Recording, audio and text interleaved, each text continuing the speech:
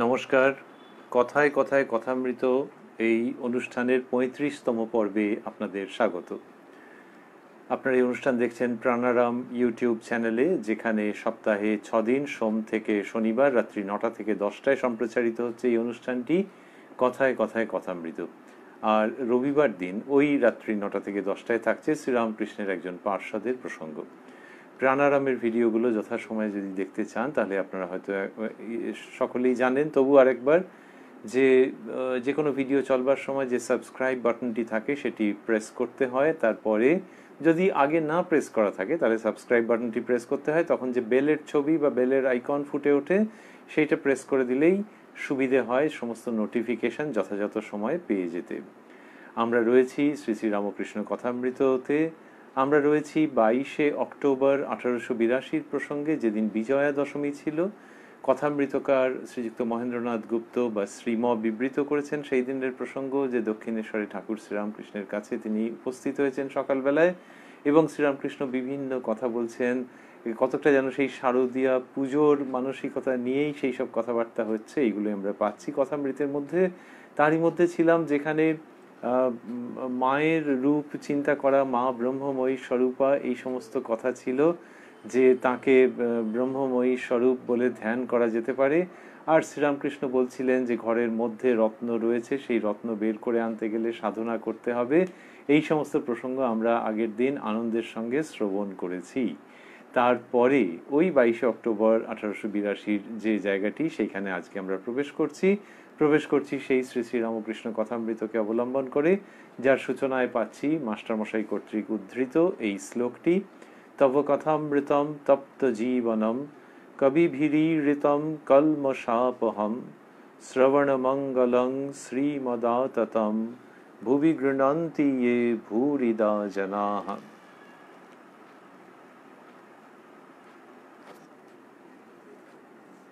শ্রীরামকৃষ্ণ বলছেন, জ্ঞানীরা নিরাকার চিন্তা করে, তারা অবতার মানে না। অর্জুন শ্রীকৃষ্ণকে স্তব করছেন, তুমি পূর্ণ ব্রহ্ম। কৃষ্ণ অর্জুনকে বললেন, আমি পূর্ণ ব্রহ্ম কি না দেখবে এসো। এই বলে একটা জায়গায় নিয়ে গিয়ে বললেন, তুমি কি দেখছো? অর্জুন বললে, আমি এক বৃহৎ গাছ দেখছি, তাতে থলো থলো কালো জামের মতো ফল ফলে রয়েছে। কৃষ্ণ বললেন, আরও কাছে এসে দেখো দেখি, ও থলো থলো ফল নয়, থলো থলো কৃষ্ণ অসংখ্য ফলে রয়েছে আমার মতো। অর্থাৎ সেই পূর্ণ ব্রহ্মরূপ বৃক্ষ থেকে অসংখ্য অবতার হচ্ছে যাচ্ছে।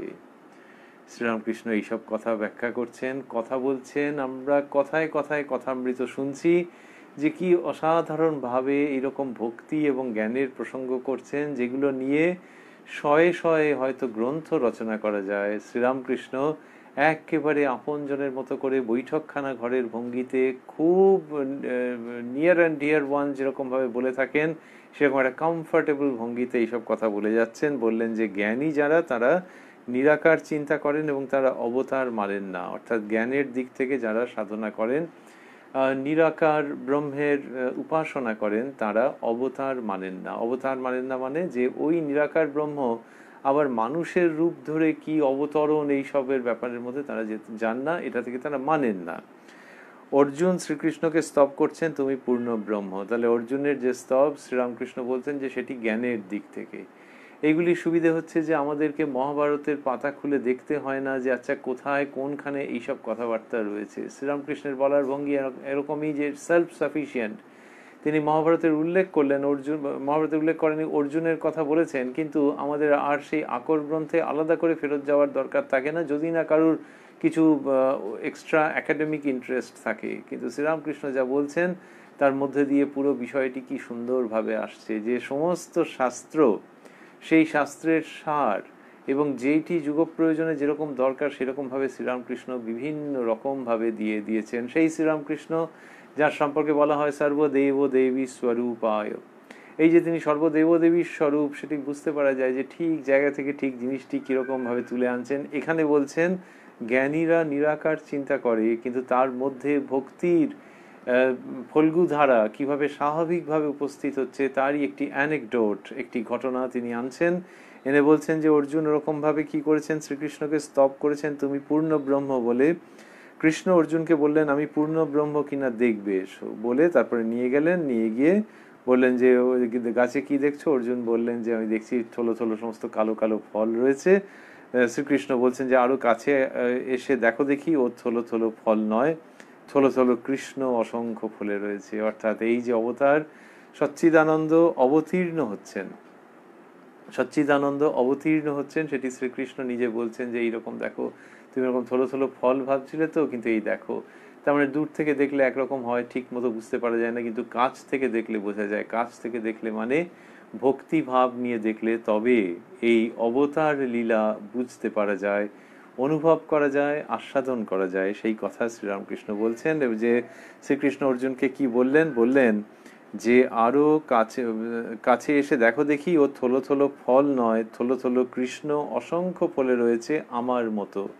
অর্থাৎ সেই পূর্ণ ব্রহ্মরূপ বৃক্ষ থেকে অসংখ্য অবতার হচ্ছে যাচ্ছে, এই কথা শ্রীকৃষ্ণ অর্জুনকে বলছেন। শ্রীরামকৃষ্ণ এগুলো বলা মানেই হচ্ছে যে আবারও আমরা ভাবছি যে জ্ঞান বিচারের যে পথ, সেই পথের মধ্যে যেন জ্ঞান বিচারের একটা খুব ড্রাই একটা রোড, সেই ড্রাই রোড, শুষ্ক একটা রাস্তা, সেটা একটা মার্গ তো বটেই, ভারতবর্ষে বলা হচ্ছে যে জ্ঞান মার্গ, কিন্তু সেই জ্ঞান মার্গের মধ্যে পানীয় যে আস্বাদন করবার মতো পানীয়, সেই ভক্তি স্রোত শ্রীরামকৃষ্ণ আনছেন, যে ভক্তির দ্বারা যেন আরো সবল হয়ে তারপরে জ্ঞানের কথা, এরকম একটা জায়গাতে অদ্ভুতভাবে তিনি নিয়ে আসছেন।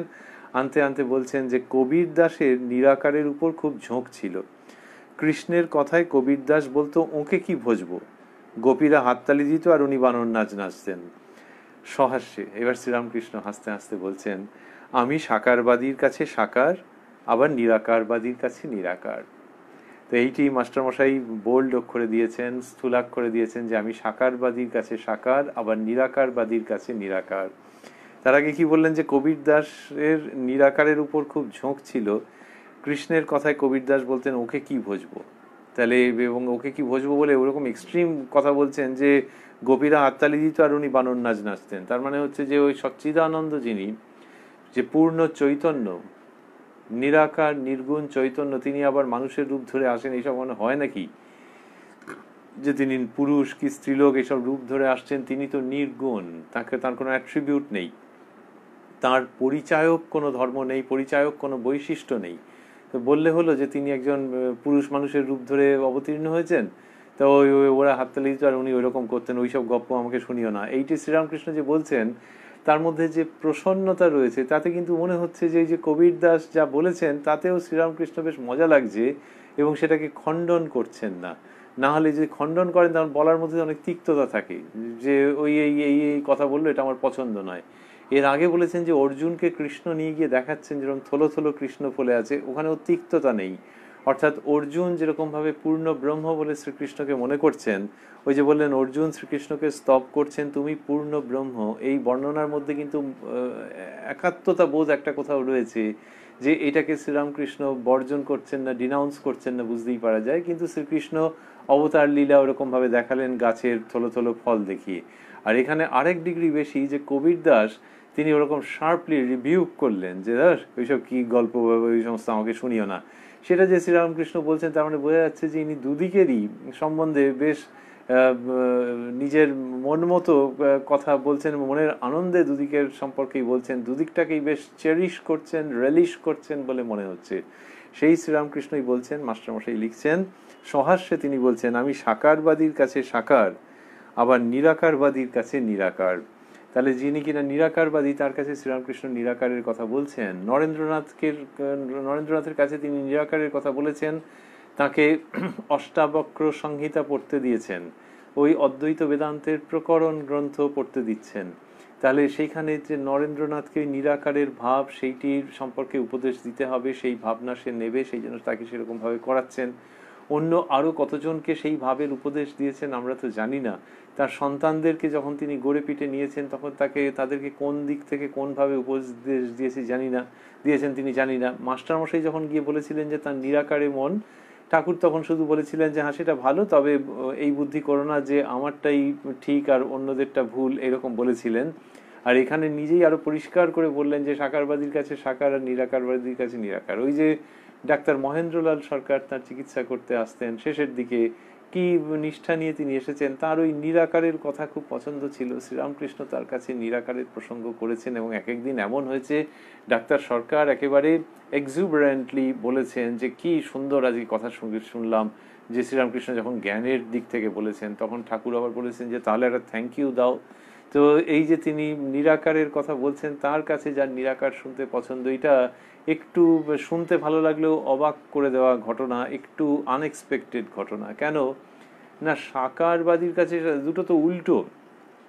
কেউ যদি বলে যে ওই যে ওখানে যেটা দেখতে পাচ্ছ ওটা সাদা না কালো, তার উত্তরে আমি যদি বলি যে হ্যাঁ সাদা অথবা কালো, তাহলে একটা নিজের মত সেখানে এলো। আর যদি কেউ বলেন যে না, যে কিনা সাদা বলবে আমি তাকে বলবো হ্যাঁ সাদা, আর যে বলবে কালো আমি তাকে বলবো কালো, এটা আবার হয় নাকি? তাহলে তার ব্যক্তির নিজস্ব মত কি, অন্যের মতে মত দিচ্ছেন। শ্রীরামকৃষ্ণ ঠিক সেইটাই করছেন। কেন না, তার মূল দর্শনের মধ্যে আছে, মূল উক্তি, মূল অনুভূতির মধ্যে আছে যে জগৎ কারণ যিনি সব কিছুর মধ্যে রয়েছেন, তিনি সাকারও বটে, তিনি নিরাকারও বটেন। এবং যিনি নিরাকার তিনি আবার সাকার হচ্ছেন, আবার সেই সাকার কখনো নিরাকার হচ্ছেন। সেই জন্য মানুষের কাছে তার উপদেশের খণ্ড খণ্ড জায়গাগুলো কিরকম, একটি হচ্ছে যে তোমার যেটা ভালো লাগে সেইটাকে অবলম্বন করো, তাতে যদি তুমি নিষ্ঠা নিয়ে, আগ্রহ নিয়ে, ভক্তি নিয়ে থাকতে পারো, তাহলে তোমার যা পাওয়ার সব পেয়ে যাবে। এক। দুই হচ্ছে অন্যদেরটা নিয়ে সমালোচনা করতে যেও না। এই যে বললাম তোমার যেটা ভালো লাগে, তোমারটা শুনে বললাম, তার মানে এরকম ভেবো না যে আমি অন্যদের সঙ্গে নেই, তোমারটাই হচ্ছে আমার, আমি ওই দলের, এরকম ভেবো না। বরং আমি বলছি যে অন্যরা যারা, তুমি যদি সাকার হয়ে থাকো তাহলে নিরাকারবাদীদের নিয়ে কোনো সমালোচনা করতে যেও না। তার কারণ ওই দিকেও যে কিনা নিষ্ঠা ভক্তি নিয়ে থাকবে তারও হয়ে যাবে। মাঝখান থেকে তুমি যদি সমালোচনা করতে যাও যে ওরা কি শুষ্ক তপস্যা করছে, উপাসনা করছে, তাহলে তোমার পথে তোমার নিজেকে যতটা এক্সার্ট করবার, এনগেজ করবার, অ্যাপ্লাই করবার ছিল ততটা করা হবে না, সমালোচনায় বৃথা সময় নষ্ট হয়ে যাবে। তিন হচ্ছে যে ওই যে নিরাকার এবং এই যে সাকার, এরা তফাৎ নন। যিনি নিরাকার তিনি কখনো কখনো সাকার। শ্রীরামকৃষ্ণ বলছেন যে এক গাছতলায় একটি জন্তু থাকতো, সেই জন্তুর কত রকমের রং, লাল, নীল, হলদে, এইসব নানান রকম, আবার কখনো কোনো রঙই নাই।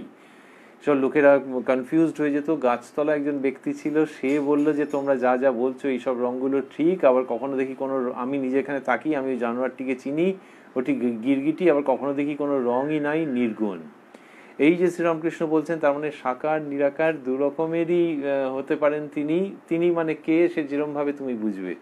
তা তোমার উপাস্য যদি সাকার হন তাহলে জানবে তিনি নিরাকারও হতে পারেন, আর যদি নিরাকার হন তাহলে বুঝবে যে তিনি সাকার রূপও নিতে পারেন।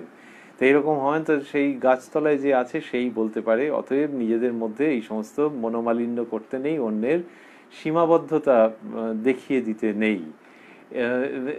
এই নানান রকম ভাবে শ্রীরামকৃষ্ণ এই প্রসঙ্গগুলোকে আনছেন, যে ওই জন্যে তার বক্তব্য যে আমি সাকারবাদীর কাছে সাকার, তো সেটা হচ্ছে তার মন রাখার জন্য নয়, তাকে খুশি করবার জন্য নয়, কিন্তু সাকারবাদীর কাছে সাকার এই জন্যে, ওইটি বলবার জন্যে যে হ্যাঁ তোমার এই পথে হবে, আমি তোমার এই পথটাকে খুব লাইক করি, আর অন্যান্য যে পথ আছে সেগুলোকে তুমি কটু কথা বলো না, তাদের সম্পর্কে সমালোচনা করো না। তা সেই সাকারবাদীর কাছে সাকার, নিরাকারবাদীর কাছে নিরাকার, এটি বলছেন সেই শ্রীরামকৃষ্ণ যিনি সবটাকে নিয়ে আনন্দ করছেন।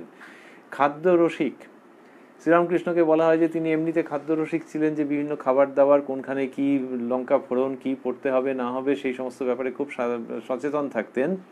কিন্তু আসলে তার এমনিতে খাওয়া দাওয়া খুব কম ছিল, এবং তার একটা অসুবিধা ছিল যে দক্ষিণেশ্বর মন্দিরে ওই ভোগ প্রসাদ সেটি খুব একটা সহ্য হতো না।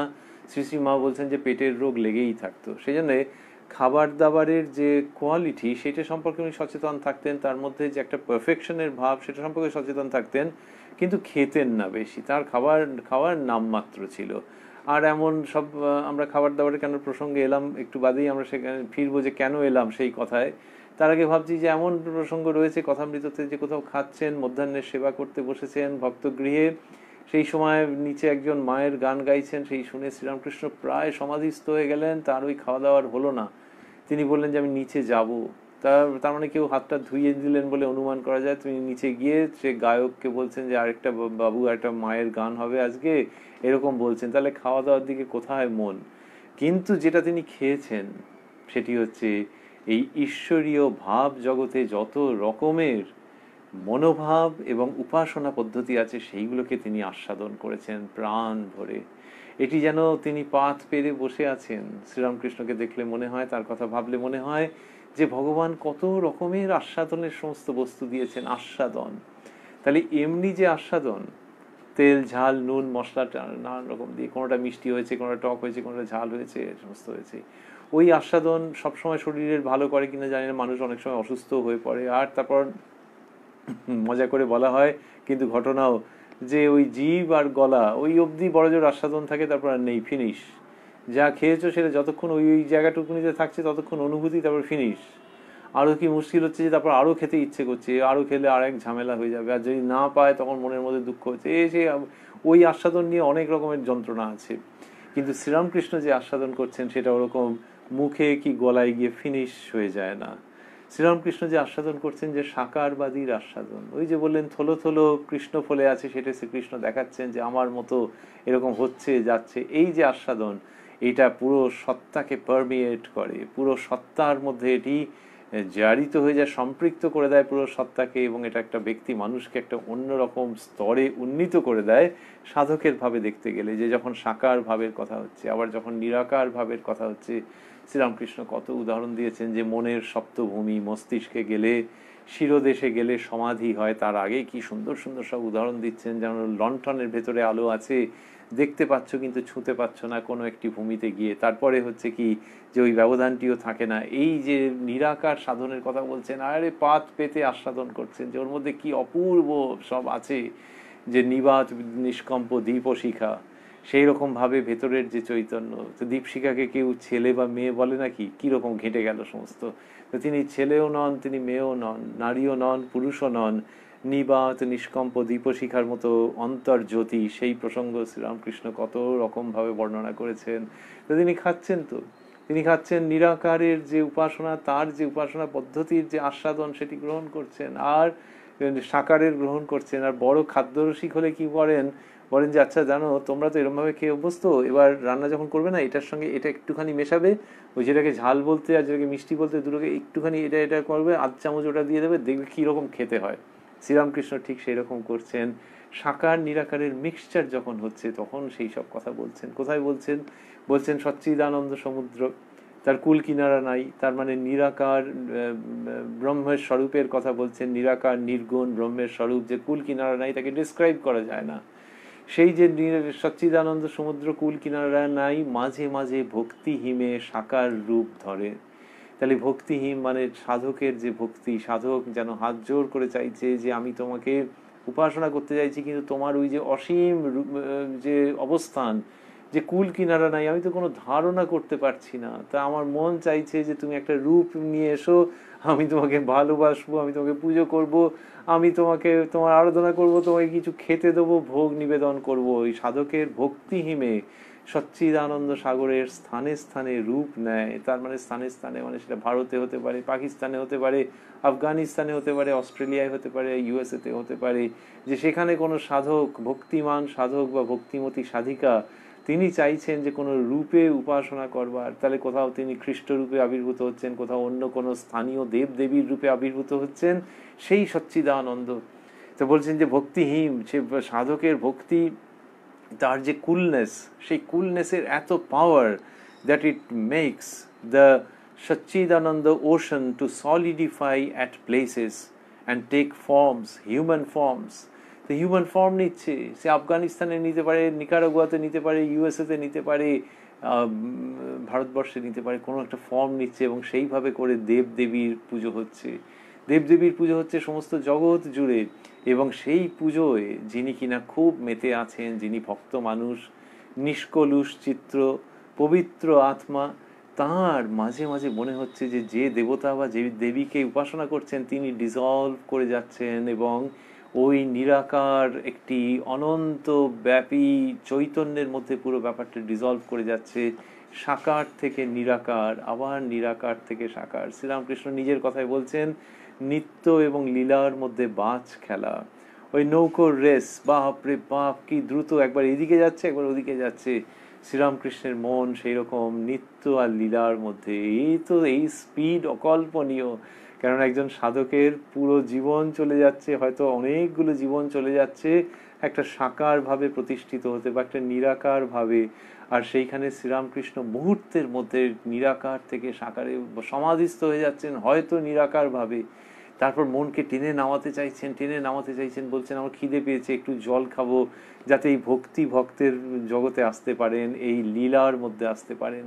তাহলে ওই নিত্য এবং লীলার মধ্যে বাজ খেলছেন শ্রীরামকৃষ্ণ। তিনি মাটিতে যেন পাতা পেরে বসে আছেন, জগদম্বার বালক শ্রীরামকৃষ্ণ, যিনি ওই নিত্য নিচ্ছেন, লীলা নিচ্ছেন, নিরাকার নিচ্ছেন, সাকার নিচ্ছেন, আবার এই দুটোকে মিশিয়েও অসাধারণভাবে স্বাদ গ্রহণ করছেন, অন্যদের সঙ্গে শেয়ার করছেন।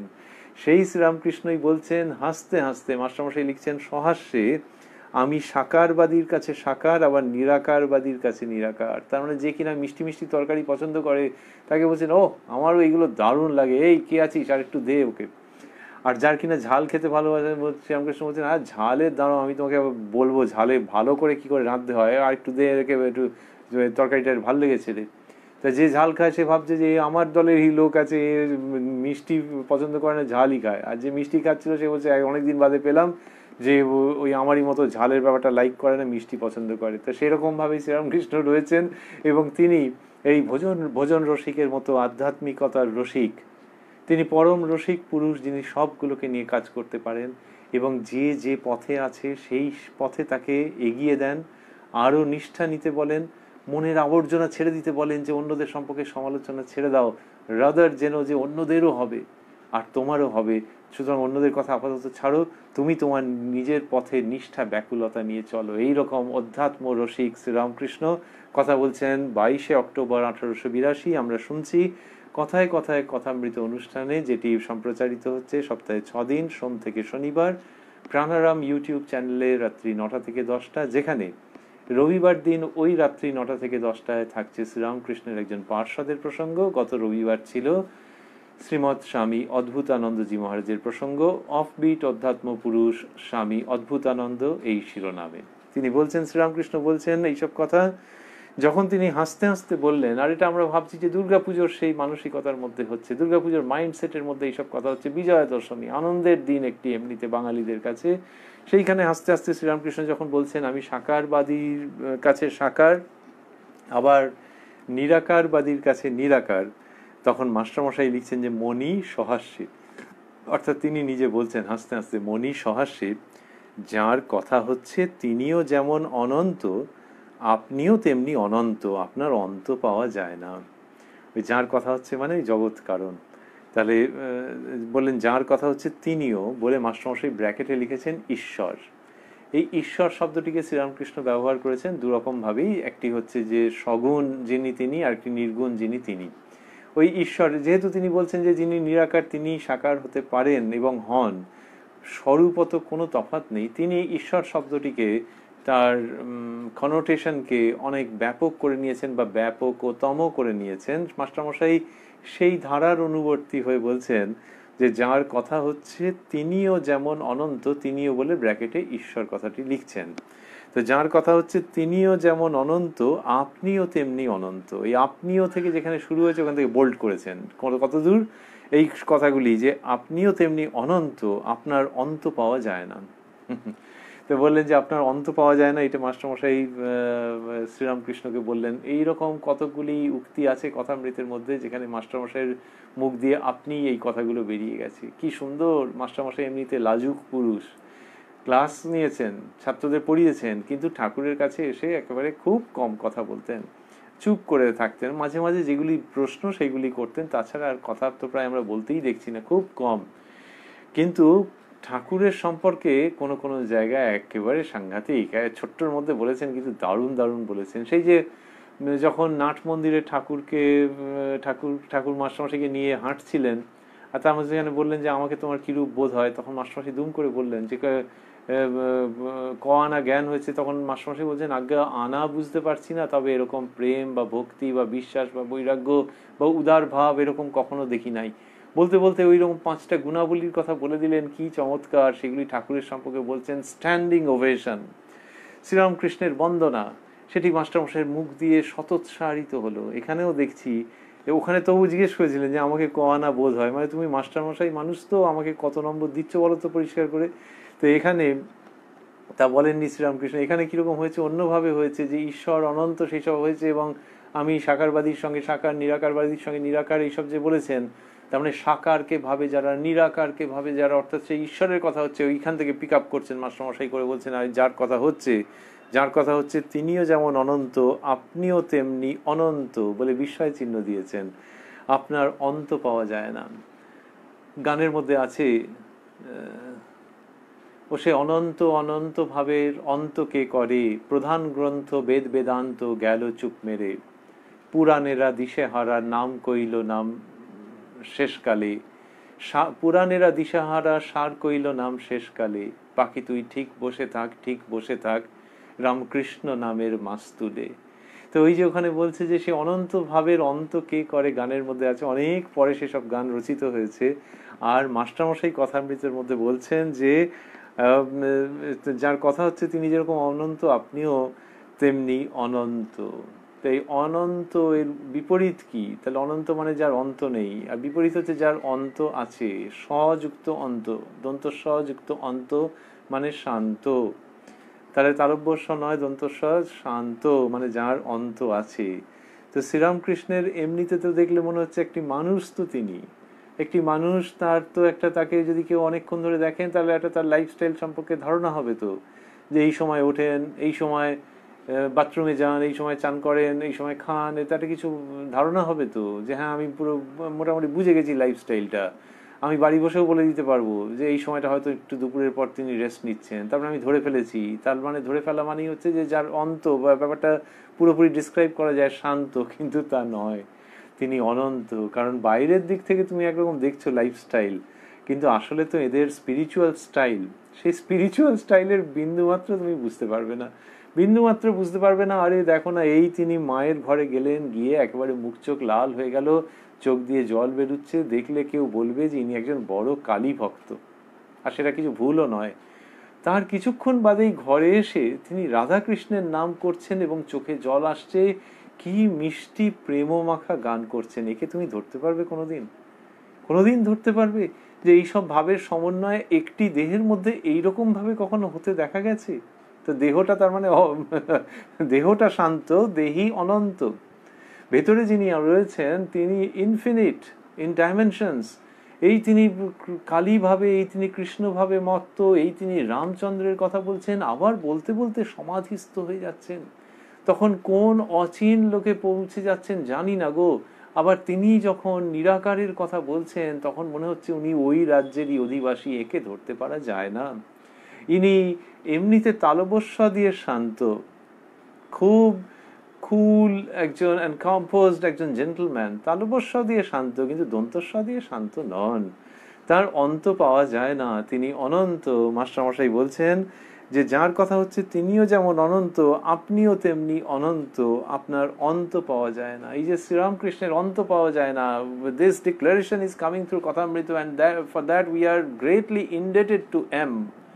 মাস্টারমশাইয়ের কাছে আমাদের কৃতজ্ঞতার শেষ নেই, কেননা তিনি এই কথাটি কথামৃতের মধ্যে দিলেন যে আপনিও তেমনি অনন্ত। শ্রীরামকৃষ্ণ সম্পর্কে এটি বলা হচ্ছে যে পরে, অনেক পরে বলা হয়েছে যে অনন্ত ভাবময় শ্রীরামকৃষ্ণ।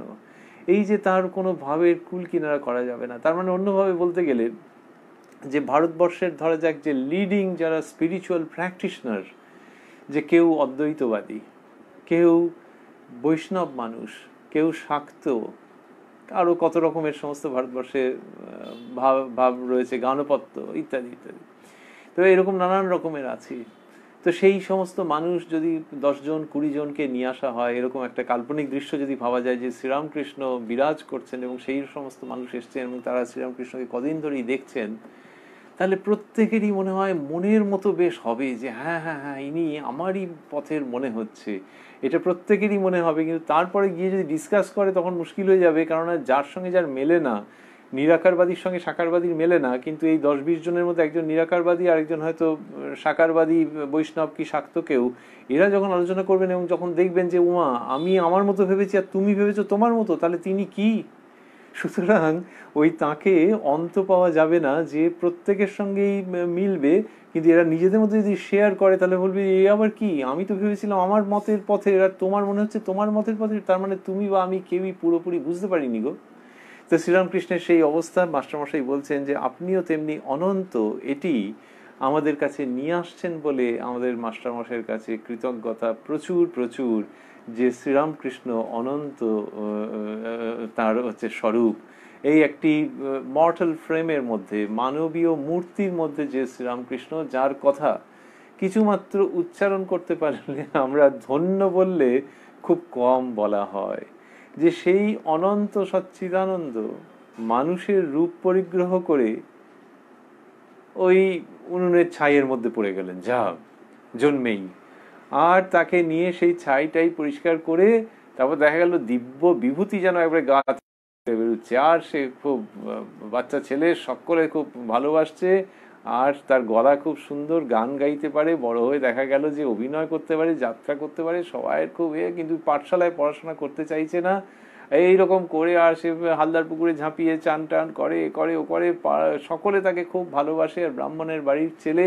কিন্তু আবার একটা কি ঘটনা ঘটে গেল যে যখন পইতে হবে, সে পইতে পরে বলছে যে ধনির কাছ থেকে ভিক্ষা নেবো, ধনী কামারনি, তার কাছে কামারনির কাছ থেকে ভিক্ষা, এইসব নিয়ে একটা সে টালমাটাল অবস্থা, যে এত ভালো সকলে গদাইকে ভালোবাসে, সে আবার বলছে যে ধনির কাছ থেকে ভিক্ষা নেবে, তাও আবার পৈতের সময়তে এ আবার কি, কিন্তু সে কিছুতেই না নাচর বান্ধা, এবং সকলকে তারা সেটাতে অ্যাকসেপ্ট করতে হলো, রাজি হতে হলো।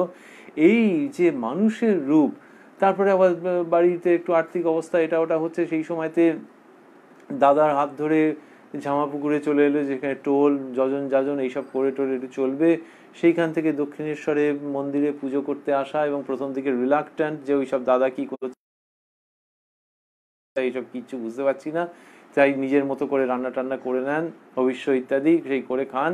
পরে আস্তে আস্তে আস্তে আস্তে তিনি এইসব দেবদেবীর উপাসনাতে এসে তারপরে দেখা গেল যে যা অন্য রকম ব্যাপার হয়ে গেছে, আরে বাপরে বাপ, এ তো ভাবাই যায়নি যে ওই রকম ভাবে মায়ের ভাবে তিনি বিভোর। এই যেটা হচ্ছে তাকে নিয়ে, সেই তিনি কে? তিনি কি একজন উচ্চ স্তরের সাধক? তিনি একজন বিরাট বড় ঈশ্বর সাধক? কত তো আছেন ঈশ্বর সাধক, কত সম্মানিত প্রণম্য, ইনি কি তাই? মাস্টারমশাই বলছেন না, তা নন, শুধু তা নন। ইনি তাই বললে মানে খুবই অসম্পূর্ণ একটা উক্তি করা হবে, ইনি তা নন।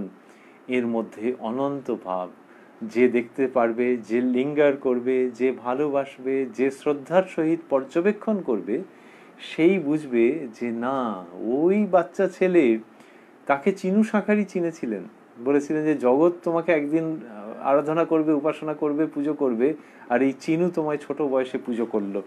তো কেউ কেউ চিনেছেন, কিন্তু সকলে চিনতে পারেননি, স্বাভাবিক। কিন্তু মাস্টার মশাই বলছেন যে ওই তিনি, এবং বললেন যে আপনিও তেমনি অনন্ত। এই যে মাস্টার মশাই বলছেন যে আপনিও তেমনি অনন্ত, শ্রীরামকৃষ্ণকে যেটি বলছেন, তার মানে তার লীলা, তার যে নানান রকমের জীবনের ঘটনা, সেই হালদার পুকুরে ঝাঁপ মারা থেকে আরম্ভ করে মা ভবতারিণীর দর্শন পাচ্ছেন না বলে একেবারে গলায় খাঁড়া দিতে যাওয়া, এই সমস্তটা মিলে একটা বিশাল প্যানোরামা। আর বিশাল বললে কি বোঝায়? বিশাল বললে পুরোটা বোঝায় না, এমন একটা দৃশ্যপট, এমন একটা স্প্যান, যার কিনা কোনো সীমা নেই। এই সীমা নেই, সেই অসীম শ্রীরামকৃষ্ণকে ধরে দিচ্ছেন মাস্টারমশাই কথামৃতের মধ্যে, এবং এই বাক্যাংশটি বললেন যে আপনিও তেমনি অনন্ত। এটি আমাদের ভারী চমৎকার লাগে যে শ্রীরামকৃষ্ণকে তিনি এইভাবে করে উপস্থাপন করেছেন মানুষের কাছে। এইটি আমরা শুনছি কথায় কথায় কথামৃত অনুষ্ঠানে, সোম থেকে শনিবার রাত্রি 9টা থেকে 10টায়, আর রবিবার থাকছে শ্রীরামকৃষ্ণের একজন পার্শ্বাদ প্রসঙ্গ, এই রাত্রি 9টা থেকে 10টা এই প্রাণারাম ইউটিউব চ্যানেলে। আর শ্রীরামকৃষ্ণের কথা ওইরকম বললেন যে আপনার অন্ত পাওয়া যায় না, এই কথা মাস্টারমশাই বলছেন শ্রীরামকৃষ্ণকে, অথচ তিনি দেখেছেন কম দিন, ওই 1882 ফেব্রুয়ারি মার্চে এসেছেন, আর এটি হচ্ছে অক্টোবরের কথা।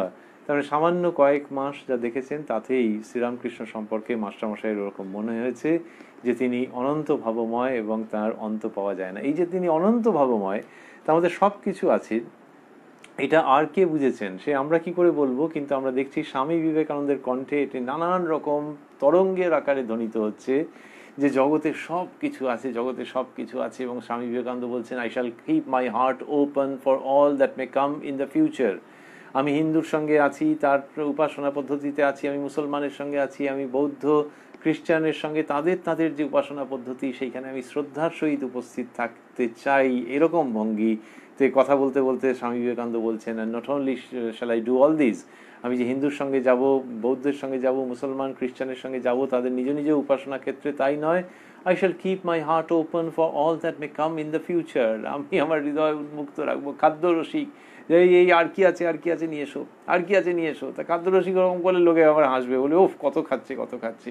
কিন্তু আধ্যাত্ম রসিক যিনি, তিনি বলছেন যে এই জগতে যিনি বিধান আরো যা যা দেবেন তার জন্যে আমি মুখ নয়, আমি হৃদয় উন্মুক্ত রাখবো। এই হচ্ছে আধ্যাত্মিক আস্বাদন, যার কথা স্বামী বিবেকানন্দ বলছেন, I shall keep my heart open for all that may come in the future. শ্রীরামকৃষ্ণের কাছে পাওয়া এই ভাব নিঃসন্দেহে, যেখানে মাস্টারমশাই বলছেন আপনিও তেমনি অনন্ত, এই যে অনন্ত শ্রীরামকৃষ্ণের যিনি বার্তা বহন করে নিয়ে যাচ্ছেন, সেই স্বামী বিবেকানন্দ বলছেন, I shall keep my heart open for all that may come in the future. মাস্টারমশাই যখন এইসব কথা বলেছেন তখন শ্রীরামকৃষ্ণের কি মনে হয়েছে, তিনি লিখছেন, শ্রীরামকৃষ্ণ সহাস্যে তুমি বুঝে ফেলেছ। এটা খুশি হয়েছেন ঠাকুর, বাচ্চাদের মতো বলছেন তুমি বুঝে ফেলেছ। মাস্টারমশাইকে এই কথাটা ধুম করে বললেন, তার মানে মাস্টারমশাই যেটা লিখলেন সেখানে ওই জিনিসটা ঘটলো। কি ঘটলো? রিভার্সাল অফ রোলস, ভূমিকার এদিক ওদিক হয়ে গেল, শাফলড হয়ে গেল। যে এমনিতে মাস্টারমশাই আর ছাত্র এরকমভাবেই তো মাস্টারমশাই বুঝে থাকেন যে তিনি মাস্টার, কিন্তু এখানে যখন এসছেন শ্রীরামকৃষ্ণের কাছে তখন দেখা যাচ্ছে ইনি ছাত্র। কতটা রিভার্সালের মতো যে মাস্টারমশাই এখন ছাত্র হয়ে গেছেন, আর শ্রীরাম মাস্টার বা আচার্য বা জগৎ গুরু মাস্টারমশাই, অর্থাৎ শ্রী মাস্টারমশাই তিনি কি করেছেন, অনেক ছাত্রের খাতা টাতা দেখে রাইট দিয়েছেন, হ্যাঁ ঠিক আছে, সাধারণত পদ্ধতি আছে যে হ্যাঁ ঠিক আছে, যে যার কথা হচ্ছে তিনিও যেমন অনন্ত আপনিও তেমনি অনন্ত, আপনার অন্ত পাওয়া যায় না। শ্রীরামকৃষ্ণ সহাস্যে বলছেন তুমি বুঝে ফেলেছো, মানে রাইট রাইট ইউ আর, তুমি বুঝে ফেলেছো, এই কথা বলছেন যেমন ভাবে কিনা শিক্ষক বলেন যাই তুমি ধরে ফেলেছো। একটা কবিতার হয়তো গদ্যাংশের ব্যাখ্যা করেছেন, একটা অঙ্ক কেউ করেছেন, ইকোনমিক্সের একটা কোনো অঙ্ক কেউ করেছেন, সেরকম ফিজিক্সের কি ইকোনমিক্সের অঙ্ক করেছেন, টিচার বলছে এই তুমি ধরে ফেলেছো। শ্রীরামকৃষ্ণ সেই জায়গা থেকে বলছেন সহাস্যে তুমি বুঝে ফেলেছো। এই যে বললেন যে তুমি বুঝে ফেলেছো, শ্রীরামকৃষ্ণ এমনিতে খুব একটা বলতে চাইতেন না নিজের সম্বন্ধে, তাই এখানে মাস্টারমশাইয়ের কথা এরকম সম্মতি যে দিলেন আমাদের শুনতে ভালো লাগছে, তার পাশাপাশি মনে হচ্ছে যে সম্মতি দেওয়ার মতো তো রচনা করবেন। তিনি রচনা বলতে তো ভালোবাসতেন।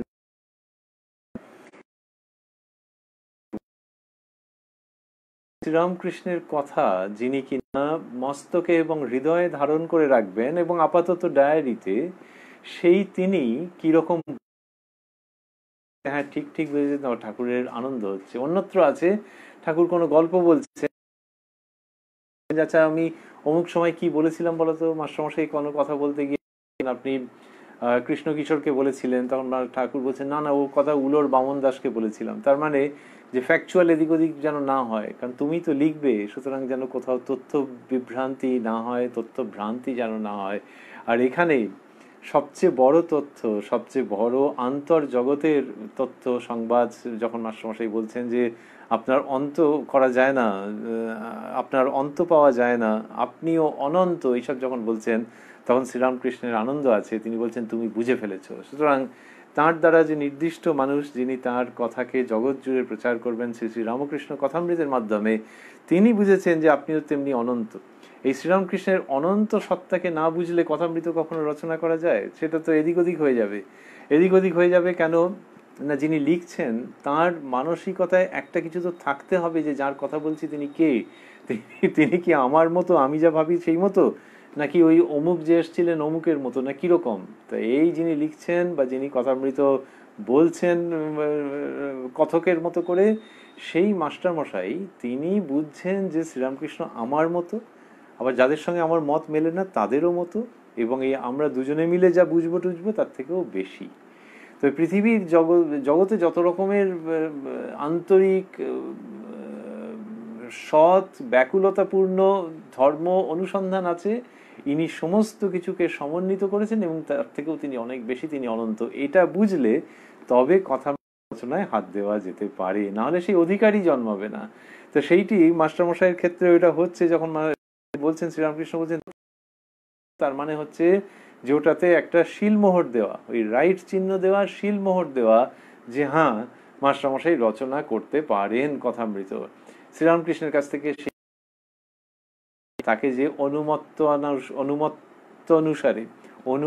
অনুসারে তো শ্রীরামকৃষ্ণের অনুমতি নানানভাবে মাস্টারমশাই পেয়েছেন। তিনি তো মাস্টারমশাই শ্রীরামকৃষ্ণের দ্বারা ইয়ারমার্কড লোক, তবু অনুমতি অনুসারে মানে যিনি সিনিয়র তিনি কোথাও একটা অনুমতি দিয়ে রেখেছেন, সেই অনুযায়ী আমি এটা লিখলাম, সেই অনুযায়ী আমি নোটিশটা দিলাম।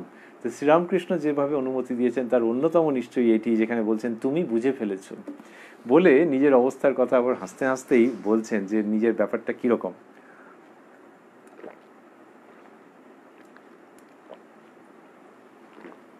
তিনি বলছেন মাস্টারমশাইকে, কি জানো, সব ধর্ম একবার করে নিতে হয়, সব পথ দিয়ে চলে আসতে হয়। খেলার ঘুঁটি সব ঘর না পার হলে কি চিকে উঠে? ঘুঁটি যখন চিকে উঠে কেউ তাকে ধরতে পারে না। মনি আজ্ঞা হাঁ। আগেকার দিনের খেলা আমরা পুরোটা জানি না, যে ঘুঁটি সব ঘর দিয়ে ধরে চিকে, সব ঘর ঘুরে যদি চিকে উঠে যায় তাহলে কেউ তাকে ধরতে পারে না, এটা শ্রীরামকৃষ্ণ বলছেন। তো সেই খেলাটা কিরকম না জানলেও কি বলতে চাইছেন সেটি বুঝতে পারা যাচ্ছে। আর এই খেলাটি খুব একটা বেশি পাওয়াও যায় না, যারা অনুসন্ধান করেছেন তারা এই খেলাটি সম্পর্কে খুব বেশি পাননি, এর কাছাকাছি খেলা পেয়েছেন। তো বলছেন যে সব ধর্ম একবার করে নিতে হয়, সব পথ দিয়ে চলে আসতে হয়। এই যে সব পথ দিয়ে চলে এসে যেইখানটাতে পৌঁছে যায় সেখানটা আর কেউ, মানে অন্য অর্থে যে আমি ধরে ফেলেছি, তার আরেকটা অন্য অর্থ হচ্ছে সীমাবদ্ধতা ধরে ফেলেছি। তো এখানে কেউ ধরতে পারে না, মানে শ্রীরামকৃষ্ণ যেহেতু সকল মানুষকে শিক্ষা দেবেন, সেই জন্য তার জীবনে দেখা যাচ্ছে, যেখানে তাকে লোকগুরু রূপে পাচ্ছি, সেই জীবনে দেখা যাচ্ছে যে বিভিন্ন মানুষ এসেছেন যারা কিনা তাকে শিক্ষা দিয়েছেন, তার গুরু। সেই ওপরওয়ালাই হয়তো নানান গুরুর রূপে আবির্ভূত হয়েছেন, আমাদের শাস্ত্র সেরকমভাবেই শেখাচ্ছেন। কিন্তু তারা এসে নানান রকম পথে, কেউ নিরাকার সাধনের পথে, কেউ সাকার মধুর ভাব তন্ত্র, কেউ রামচন্দ্রের উপাসনা, নানান রকম ভাবে সব শিক্ষা দিয়ে গেছেন শ্রীরামকৃষ্ণকে। তো শ্রীরামকৃষ্ণ বলছেন এগুলো করে নিতে হয়েছে, চাইলে এমন একটা জায়গায় পৌঁছানো যায় যে কেউ ধরতে পারে না। তো এই ধরতে পারে না মানে সকলের নাগালের বাইরে থাকা তা নয়, কিন্তু you can't limit it, you can't criticize it that it is falling short of the absolute truth. তো কেউ ধরতে পারবে না, সেই অর্থে বলা। তুমি বুঝে ফেলেছো, কি জানো, সব ধর্ম একবার করে নিতে হয়, সব পথ দিয়ে চলে আসতে হয়। বললেন সব ধর্ম একবার করে নিতে হয়, সব পথ দিয়ে চলে আসতে হয়। এই যে চলে আসতে হয়, এটি কাকে হয়? এটা হচ্ছে একটা, মানে হচ্ছে যে যিনি আচার্য, যিনি শিক্ষা দেবেন, তাকে এই সব রকম করে নিতে হয়। আরেকটি হচ্ছে যে যখন সচ্চিদানন্দ তিনি অবতীর্ণ হচ্ছেন, তিনি এই কথাটি বলছেন যে সব ধর্ম একবার করে নিতে হয়, সব পথ দিয়ে চলে আসতে হয়। তিনি যখন মানুষের রূপে অবতীর্ণ হচ্ছেন তখন পূর্ণ মানুষ, তো সেই সচ্চিদানন্দই বলছেন যে সব করে নিতে হয়, অর্থাৎ তাকে সবগুলো জেনে নিতে হয়, মানুষের ভাবটা তো মানতে হবে। যখন রামকুমার দাদা আসছেন দক্ষিণেশ্বরে, তখন শ্রীরামকৃষ্ণ বা গদাধর চট্টোপাধ্যায় তিনি আসতে চাইছেন না, এটা তো ধরে নিতে হবে। তাহলে তখনই তো তিনি একবার সঙ্গে সঙ্গে যেতে পারতেন যে হ্যাঁ লীলাটা এরকমই হবে, দাদা কবে যাবে। যেতে চাইছেন না, তো এটা মানুষের মধ্যেই রয়েছে, সো সুইট। সেই তিনি এসে নিজের মতো করে কিছু করছেন, রানীমার নজরে যাচ্ছে, মথুরবাবুর নজরে যাচ্ছে যে কি হচ্ছে, ভাই খরচা সে ওরকম ভাবে আলাদা আলাদা থাকছে কেন, এগুলো তো তাহলে যিনি কিনা মা কালীর উপাসনা করবেন, যার অস্তিত্বের সঙ্গে দক্ষিণেশ্বর দেবালয় সম্পৃক্ত হয়ে যাবে, তিনি প্রথমে আলাদা আলাদা থাকছেন, এও তো ঘটনা।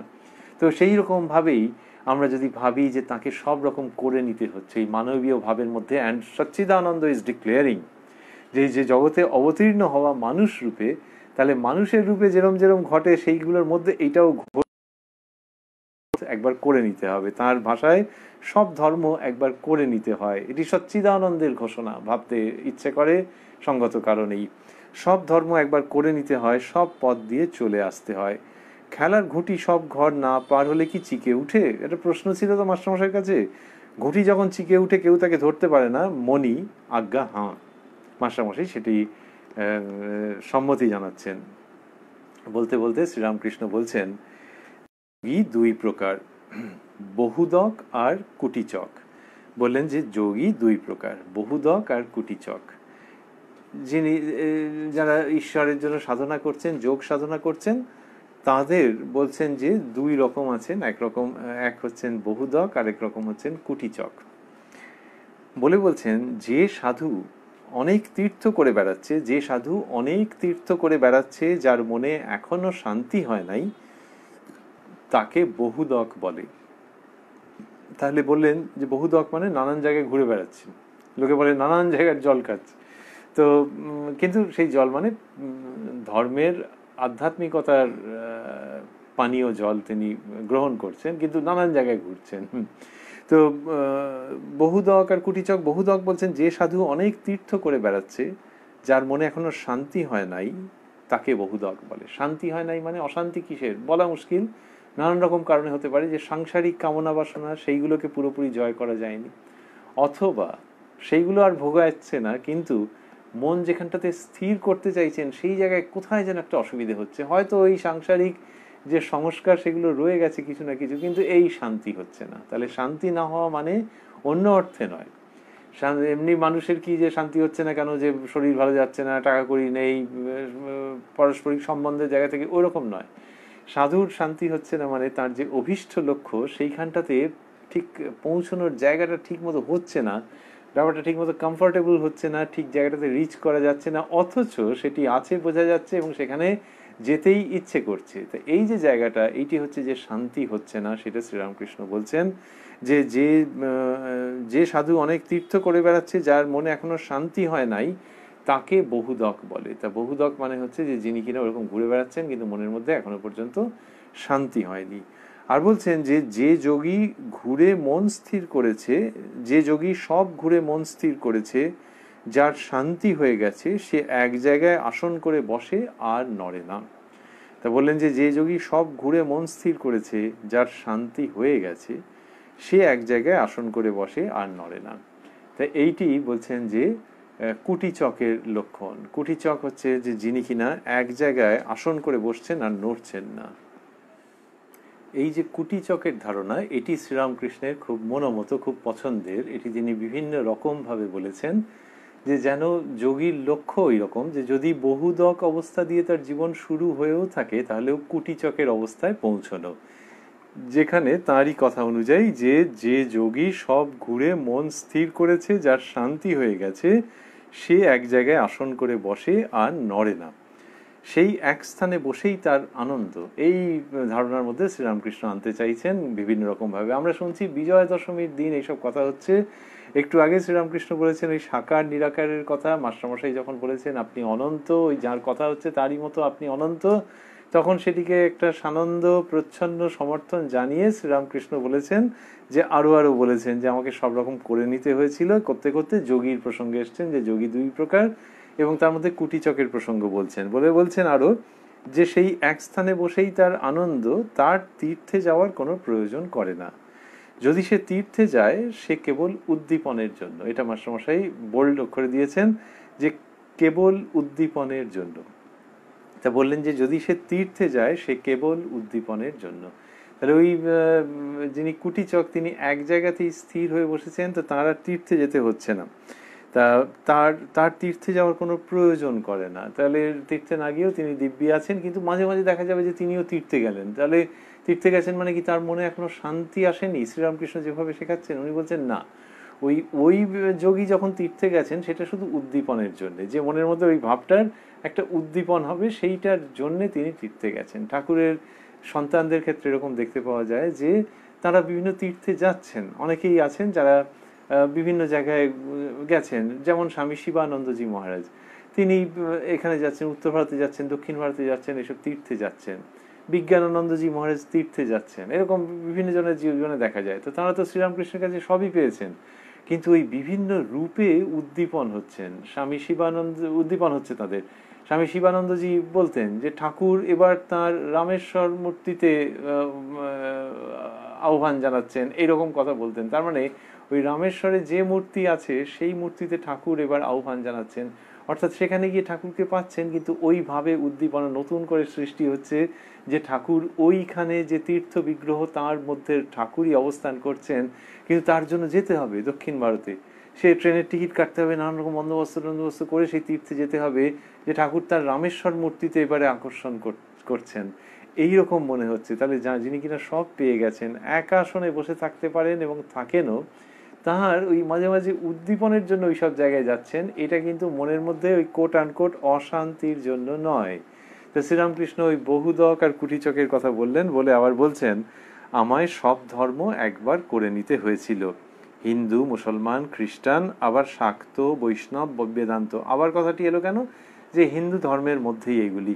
তাহলে বললেন যে হিন্দু, মুসলমান, খ্রিস্টান, আবার শাক্ত, বৈষ্ণব, বেদান্ত, এসব পদ দিয়েও আসতে হয়েছে।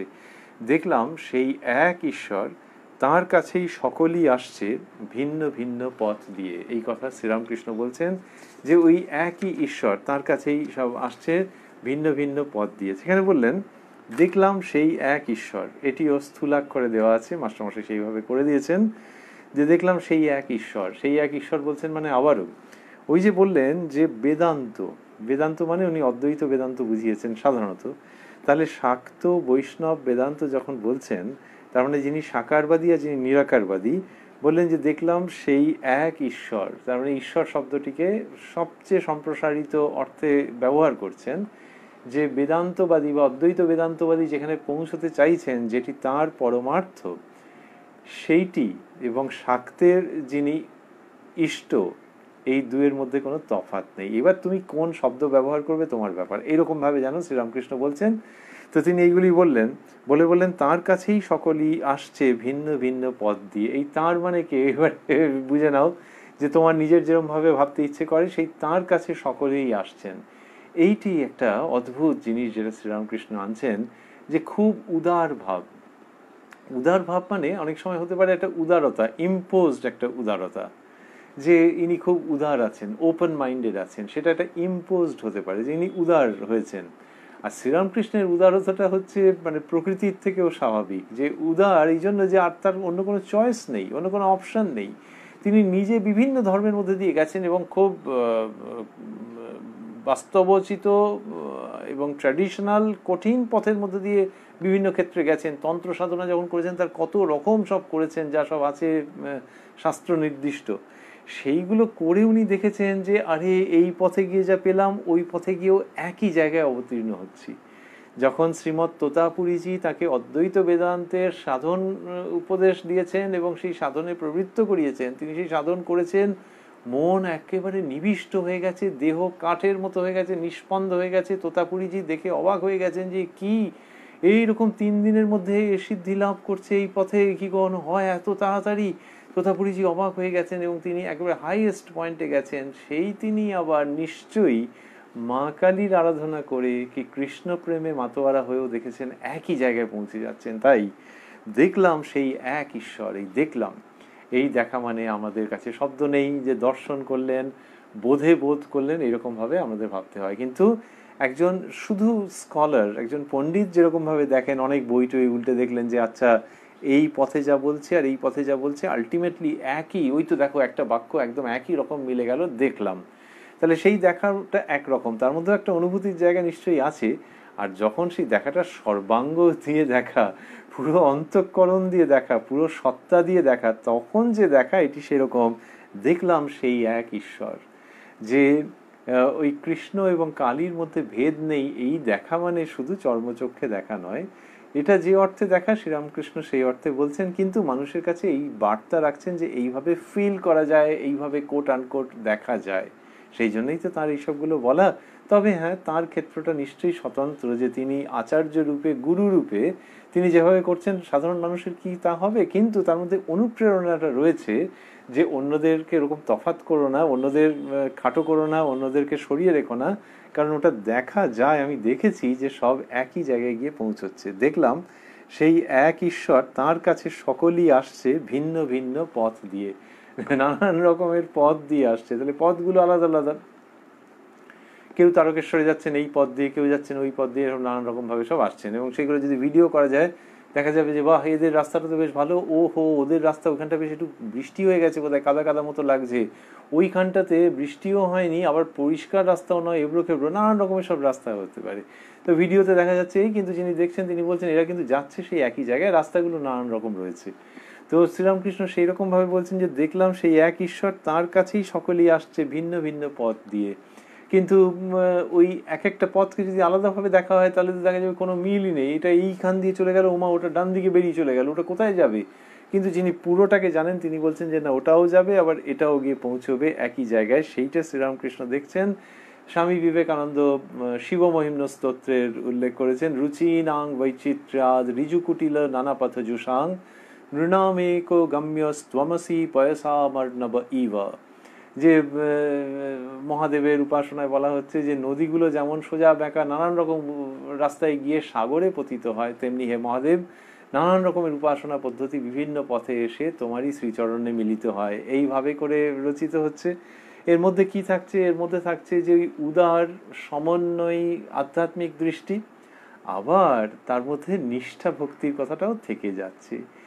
যে পথ দিয়ে গিয়ে যে অভ্যস্ত, সে ওই পথটাকেই তো অবলম্বন করবে, ওই পথটাকে সে হয়তো পছন্দ করেছে। সেই রকম ভাবে যে যিনি কিনা কৃষ্ণের উপাসনা করেছেন, তিনি বা উপাসনা করছেন, তিনি শ্রীকৃষ্ণকে নিজের ইষ্ট ভেবে যে উপাসনা করছেন সেটা যেন বজায় থাকে, তখন যেন তিনি অন্য পথ সত্য বলে ওখান থেকেও কিছু ডিরাইভ করতে আরম্ভ করলেন, তাদের মতো করে করতে গেলেন, ওরকম নয়। তাহলে এই যে ইষ্ট নিষ্ঠা, এইটি থাকতে হবে। আবার এই ইষ্টই নানান রকমের রূপ ধরেছেন, এই উদারতাও থাকতে হবে। এই দুটো মিলিয়ে সাধন জীবন এবং সাধন জীবনের আনন্দ। স্বামী প্রেমানন্দজি মহারাজ যখন পুরীতে রয়েছেন তখন তার জীবনের ঘটনা হচ্ছে যে একদিন দেখলেন যে কিছু অন্য ধর্মের প্রচারক, তারা ওই মানুষকে তাদের ধর্মের কথা বলছেন, খ্রিস্ট ধর্মের প্রচারক, মিশনারি। তো সেখানে ওনার এটা কি মনে হলো যে পুরী ক্ষেত্রে জগন্নাথ দেবের জায়গায় এখানে এরকম করছে, উনি ওখানে গিয়ে হরিবোল হরিবোল করতে আরম্ভ করলেন, নাম সংকীর্তন করতে আরম্ভ করলেন। তখন লোকেরাও খুব মেতে গেল, আর সেই মিশনারিরা তারা ব্যাপার স্যাপার দেখলো যে অন্যরকম, তারা চলে গেল। সেই রাত্রিরে ঠাকুর শ্রীরামকৃষ্ণ দর্শন দিলেন প্রেমানন্দজিকে। আমরা কি করে জানছি? আমরা জানছি এই জন্যই যে প্রেমানন্দজি ব্যক্ত করছেন, নাহলে তো আর জানবার উপায় নেই। তা তিনি বলছেন যে ঠাকুর দর্শন দিয়েছেন এবং দিয়ে বলছেন যে তুই ওরকম করলি কেন, ওরা তো আমারই নাম করছিল। এই শিক্ষা যে তারা তো আমারই নাম করছিল, তুই গিয়ে ওদের ওইটা ভেঙে দিলি কেন জমায়েতটা? ঠাকুর ওয়াজ নট হ্যাপি। এই আনহ্যাপিনেসটা এতটাই পরিষ্কার ছিল দিনের আলোর মধ্যে যে পরের দিন সকালবেলায় প্রেমানন্দজি গেলেন, যে সেই তারা কোথায়, তা পুরী খুব একটা বড় শহর নয়, আর তখন জনসংখ্যা অনেক কম ছিল, গিয়ে তাদের কাছে গেলেন, গিয়ে তাদের কাছে ক্ষমা চেয়ে এলেন। তো এই যে ইষ্ট নিষ্ঠা, যে রাত্রিরে শ্রীরামকৃষ্ণকে দেখে সকালবেলা হনন করে বেরিয়ে পড়েছেন, সেই ইষ্টের প্রতি নিষ্ঠা। আর ইষ্ট কি শিক্ষা দিচ্ছেন? বলছেন ওরা তো আমারই নাম করেছিল, সো ডোন্ট ডিস্টার্ব দেম। তার মানে একজন নিষ্ঠাবান খ্রিস্ট ধর্মের প্রচারক যদি খ্রিস্টের নাম করেন তাহলে শ্রীরামকৃষ্ণ খুশি রয়েছেন। এই যে ইষ্ট নিষ্ঠার সঙ্গে উদারতার সংমিশ্রণ, এইটি ভারতবর্ষের ঐতিহ্য, যেটি শ্রীরামকৃষ্ণ বিশেষভাবে আনছেন আধুনিক কালের মানুষের উপযোগী করে। আর সেই সমস্ত কথা আমরা শ্রবণ করছি কথায় কথায় কথামৃত অনুষ্ঠানে সপ্তাহে 6 দিন, সোম থেকে শনিবার রাত্রি 9টা থেকে 10টা এবং রবিবার রাত্রি 9টা থেকে 10টা আমরা শ্রবণ করছি শ্রীরামকৃষ্ণের কোনো একজন পার্ষদের প্রসঙ্গ। আমরা একটু বাদেই থামবো আজকের অনুষ্ঠানে, এবং এই আমরা রয়েছি 77-78 পৃষ্ঠায় উদ্বোধন কার্যালয়ে প্রকাশিত যে কথামৃত, তা 77-78 পৃষ্ঠায় রয়েছি। আর এটি 22শে অক্টোবর 1882 প্রসঙ্গ, যেটি কিনা কথামৃতের অন্য কোনো প্রকাশনা থেকে যে প্রকাশিত গ্রন্থ তার মধ্যেও খুব সহজেই খুঁজে পাওয়া যাবে। শ্রীরামকৃষ্ণ যেটি বলছেন এরপরে সেটি শুনতে শুনতেই আমরা শেষের দিকে যাব। তিনি বলছেন, তীর্থে গেলাম তা এক একবার ভারী কষ্ট হতো, কাশীতে সেজবাবুদের সঙ্গে রাজাবাবুদের বৈঠকখানায় গিয়েছিলাম। এই কথা তিনি আগেও একবার বলেছেন, আজকে আবারও বলছেন। কাশীতে সেজবাবুদের সঙ্গে রাজাবাবুদের বৈঠকখানায় গিয়েছিলাম। তাহলে সেজবাবু মানে মথুরবাবুর সঙ্গে ওখানকার কোনো জমিদার বা কোনো ধনাঢ্য ব্যক্তি রাজাবাবু তাদের বৈঠকখানায় গেছেন। সেখানে দেখি তারা বিষয়ের কথা করছে, টাকা জমি এইসব কথা। কথা শুনে আমি কাঁদতে লাগলাম। বললাম, মা কোথায় আনলি? দক্ষিণেশ্বরে যে আমি বেশ ছিলাম। এই কথা শ্রীরামকৃষ্ণ বলছেন যে আমি দক্ষিণেশ্বরে বেশ ছিলাম, আর এই কাশীধামে নিয়ে এলে তীর্থে গেলাম। এই কাশীতে সেজবাবুর সঙ্গে গেছেন, গিয়ে বলছেন যে সেখানে দেখছি যে এইসব বিষয়ের কথা বলছে। তা এই শুনে আমি কাঁদতে লাগলাম। শ্রীরামকৃষ্ণ কাঁদছেন। আজকে আমরা যে প্রসঙ্গ শুনছিলাম বা রয়েছি, তার মধ্যে কি অপূর্ব ভাব। একটু আগে দেখেছি তিনি সহাস্যে কথা বলেছেন মাস্টারমশাইয়ের সঙ্গে, বলেছেন যে তুমি বুঝে ফেলেছো, সহাস্যে এই কথা বলেছেন। এখনো সহাস্যে বলছেন, কিন্তু তার কান্নার কথা বলছেন, ক্রন্দনের কথা বলছেন। সেটি কি? যে কাশীতে গিয়ে জানো এরকম ভাবে ভেতরে কষ্ট হয়েছিল যে ওখানে গিয়ে দেখছি তারা বিষয়ের কথা বলছে। কথা শুনে আমি কাঁদতে লাগলাম। বললাম, মা কোথায় আনলি? দক্ষিণেশ্বরে যে আমি বেশ ছিলাম। এইখানে আমরা থামবো। তো বলছেন যে মা কোথায় আনলি। কি অপূর্ব ভাব যে সেজবাবু নিয়ে গেলেন, কিন্তু শ্রীরামকৃষ্ণ বলছেন মা কোথায় আনলি। তার মানে সেজবাবু নিমিত্ত মাত্র, ও পয়সা কড়ি খরচা করেছে, আরামে রেখেছে, কিন্তু আসলে তো মাই এসব করেছে। সেই জন্য মার সঙ্গে ঝগড়া করবো, অভিমানের ব্যাপার আছে, চ্যালেঞ্জ করবে যে কি হচ্ছেটা কি, আমি এই সমস্ত শুনতে এলাম এখানে, তুই কোথায় আনলি। তা বলছেন যে মা কোথায় আনলি? দক্ষিণেশ্বরে যে আমি বেশ ছিলাম। এই কথা শ্রীরামকৃষ্ণ বলছেন। তার মানে ওই বহুদকার কুটিচকের প্রসঙ্গটাকে আনছেন আর কি, আবারও হাইলাইট করছেন যে তীর্থে গেলেই যে ভালো লাগবে, নট নেসেসারিলি ট্রু। আগে নিজের জায়গাটাকে ঠিকঠাক করে নিতে হবে। ওই কুটিচকের যে ধারণা সেই দিকে আকর্ষণ করছেন, যে নিজের আসনে বসে যদি মন নিবিষ্ট করতে পারো তাহলে মনের মধ্যেই গঙ্গা যমুনা, সেই কনসেপ্টকে তিনি নিয়ে আসছেন। এবং নিয়ে এসে বলছেন, এই দেখো না, আমাকে নিয়ে গেল, নিয়ে গিয়ে তীর্থে গিয়ে এরকম সব ঘটনা ঘটলো। সেই কুটিচকের ধারণাকে হাইলাইট করলেন। আর আমরা পেলাম যে বলছেন মা কোথায় আনলি, তার মানে মায়ের কাছে, মা ভবতারিণীর কাছে তিনি অভিমান করছেন। আর বলছেন দক্ষিণেশ্বরে যে আমি বেশ ছিলাম, যে একটা জায়গায় দক্ষিণেশ্বরে, এ কোথায়? সেই রামকুমার দাদার হাত ধরে অনিচ্ছুক ছেলে গদাধর আর এই রামকৃষ্ণ পরমহংসের মধ্যে তফাৎ আছে। তার মানব লীলার কি অপূর্ব একটা ট্রান্সফরমেশন, রূপান্তর, যেখানে কিনা তিনি বলছেন দক্ষিণেশ্বরে যে আমি বেশ ছিলাম। জামাপুকুরতে যেতেই চাননি, কিন্তু তারপরে গিয়ে এই রূপান্তর বলছেন দক্ষিণেশ্বরে যে আমি বেশ ছিলাম। This is so nice, so nice in another way also. যে রানী রাসমণি তো কাশীতে যাবেন ভেবেছিলেন, যে গিয়ে সেখানে বিশ্বনাথ অন্নপূর্ণার পুজো সেবা সব করবেন। হঠাৎ করে এই দক্ষিণেশ্বর মানে তো একদম ঘরের কাছে, এইখানে স্বপ্ন দেখে নেমে পড়লেন। স্বপ্ন কোথায় কাশী আর কোথায় দক্ষিণেশ্বর, যে মা প্রতিষ্ঠা চাইছেন। তো সেইখানে নেমে পড়লেন। নেমে পড়ে সে জমি টমি সে সন্ধান করলেন, পাওয়া যাচ্ছে না পাওয়া যাচ্ছে না। তারপর পাওয়া গেল, সে সেইখানেতে বললেন মন্দির হবে। তারপরে যে মায়ের মূর্তি সে করে রেখে দিয়েছেন, কিন্তু আবার ডেট কবে পাওয়া যাবে, ভালো শুভ দিন, সেই সময় স্বপ্ন দেখলেন যে দেবী ঘেমে উঠছেন। তো অদ্ভুত অদ্ভুত ব্যাপার, যে যিনি কিনা অল সেট যে কাশীতে যাবেন, তিনি কখনো দক্ষিণেশ্বরে ল্যান্ড করেন, কিন্তু ওই স্বপ্ন দেখে করেছেন। আবার প্রতিমা দেখছেন ঘেমে উঠছে, সেই জন্য আবার তিনি বললেন যে কাছাকাছি যা স্নান যাত্রার দিন মন্দির প্রতিষ্ঠা হবে।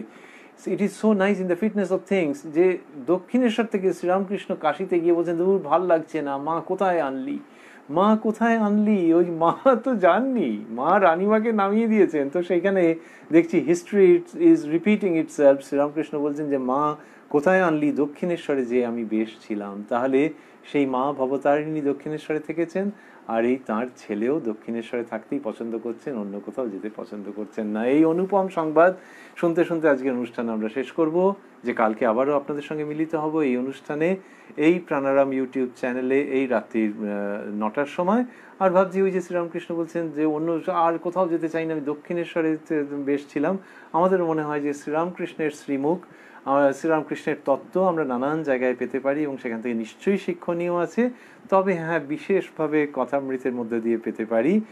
অনেকের মনের মধ্যে সেরকম একটা আক্ষেপও হয় যে কত জায়গায় কত রকম সব লিখছে, ফেসবুকে আসছে, হোয়াটসঅ্যাপে আসছে, নানান রকম আসছে, কিন্তু কথামৃতর মধ্যে গেলে ঠাকুরের কথা একদম চমৎকারভাবে পাওয়া যায়। যে মা আমায় কোথায় আনলি, ফেসবুকে কি লিখেছে মাথামুন্ডু এরকম তো জীবনে শুনিনি, হোয়াটসঅ্যাপে এটা কি লিখেছে, কি ছবির সঙ্গে ছবি মিলিয়ে কোলাজ করে কি করেছে মাথামুন্ডু, এসব কোনোদিন দেখিও নি। বুঝতেও পারছি না, ভালোও লাগছে না।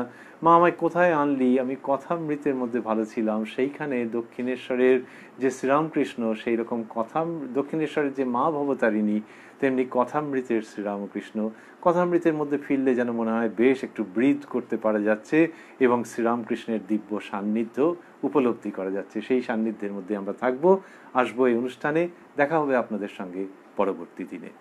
ওং নিরঞ্জনং নিত্যমনন্ত রূপং ভক্তানুকম্পা ধৃত বিগ্রহং বৈ ঈশাবতারং পরমেশমিড্যং তং রামকৃষ্ণং শিরসা নমামহ।